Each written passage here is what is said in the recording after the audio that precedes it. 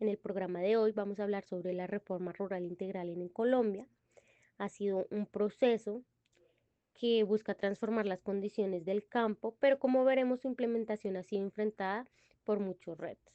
Vamos a desglosar los componentes más importantes y cómo esto impacta a nuestras comunidades rurales.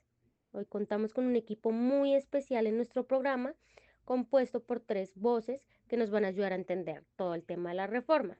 Liliana, nuestra experta en temas sociales; Nicolás, quien es economista y conoce a fondo las políticas públicas rurales; y Jesús, quien se especializa en la situación de los campesinos y las víctimas del conflicto. Muy buenos días para todos. Mira, Carol, el acceso a la tierra es sin lugar a dudas uno de los componentes más importantes de la reforma rural integral y la idea de este es redistribuir las tierras, acabar con el latifundismo y darles la posibilidad a más personas de acceder a terrenos productivos. Pero aquí surge un gran reto para nuestro país y es que aún existe la concentración de la tierra. Y pues encontramos que la implementación de esta reforma ha sido muy lenta y aunque siguen existiendo leyes tales como la ley de restitución de tierras, el proceso es largo y lleno de obstáculos. Pues la violencia, la resistencia de los grandes terratenientes y la falta de recursos para hacer efectiva esta reforma son factores importantes a tener en cuenta. Exactamente, Carlos. Y no solo es que la tierra esté concentrada en pocas manos, sino que hay territorios que han sido despojados de sus dueños debido al conflicto armado. Las víctimas del despojo, muchas veces desplazadas por grupos armados, aún enfrentan grandes dificultades para recuperar lo que les fue arrebatado. Las amenazas, la lentitud de los procesos judiciales y la falta de seguridad en muchas regiones rurales son barreras gigantes para las personas que esperan la restitución de sus tierras. Es impresionante cómo, a pesar de los esfuerzos legislativos, el camino sigue siendo tan largo y lleno de obstáculos. Pero Liliana, ¿cómo ves tú la situación desde la perspectiva social de las comunidades rurales?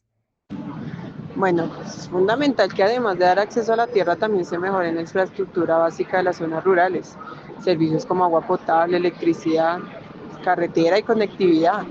Son esenciales para que los campesinos puedan acceder a los mercados, reducir costos de transporte y mejorar su calidad de vida. Pero pues, ¿qué pasa?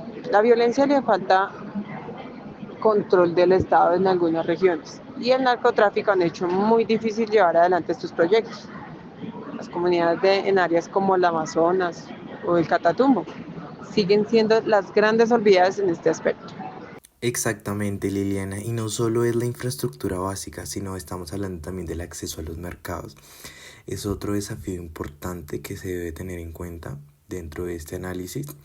Y si los campesinos no tienen carreteras adecuadas o la posibilidad de vender sus productos a precios justos, simplemente no pueden competir. Y aquí es donde entre la inversión entre proyectos productivos que en la teoría debería haber acompañado esta reforma, no es así. Uno de los componentes más importantes de la reforma es la restitución de tierras a las víctimas del conflicto armado. Sin embargo, este proceso ha sido muy complejo. Las víctimas que fueron despojadas de sus tierras siguen enfrentando grandes barreras para poder recuperarlas. La violencia, las amenazas y la lentitud de los progresos judiciales siguen siendo los mayores obstáculos. Y lo peor es que en muchas ocasiones las personas que despojaron a esas víctimas de sus tierras siguen en el poder o han recuperado el control de esas tierras, lo que implica aún más la situación. Lo que ocurre es que a pesar de la existencia de leyes como la ley de víctimas y restitución de tierras, la falta de recursos y persona capacitada para gestionar todos estos casos es un freno muy importante. Además, la desconfianza de las víctimas hacia las instituciones del Estado sigue siendo enorme, especialmente cuando se trata de la implementación en las zonas rurales más remotas. Bueno, y por otro lado, podríamos hablar de la seguridad jurídica que claramente no existe, y es que en muchas regiones de nuestro país el control del territorio no está en manos del Estado ni siquiera, sino de actores ilegales como los grupos subversivos o el narcotráfico.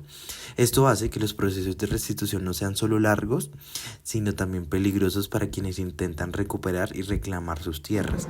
Otro componente clave es la inclusión social. Las comunidades rurales como los indígenas, afrodescendientes y campesinos deben ser parte activa de la toma de decisiones sobre sus territorios. A lo largo de los años existió una gran exclusión política de estas comunidades, lo que ha generado mucha desconfianza en los procesos de la reforma. Las consultas previas a las comunidades, especialmente las indígenas, han sido lentas y no siempre efectivas. Sí, y muchas veces los programas de capacitación y crédito que deberían ayudar a las comunidades rurales no llegan de manera efectiva y los campesinos a menudo no tienen acceso a los recursos para hacer crecer sus proyectos, ya que el acceso a crédito es limitado y los programas de capacitación no son suficientes para cubrir todas las necesidades. Bueno, como hemos podido ver, la reforma rural en Colombia está llena de contradicciones y retos. Hay muchos aspectos clave que, aunque se integraron en la reforma, aún enfrentan grandes dificultades para materializarse en la realidad. La reforma necesita compromisos reales y serios de parte del Estado para poder desarrollarse. Queremos dar gracias especiales a Liliana, Nicolás y Jesús por sus valiosos aportes. Ha sido un tema bastante complejo, pero necesario para entender todos los desafíos del campo colombiano. Recuerden seguirnos en nuestras redes sociales y suscribirse para más episodios sobre temas que impacten a nuestra sociedad. Hasta la próxima.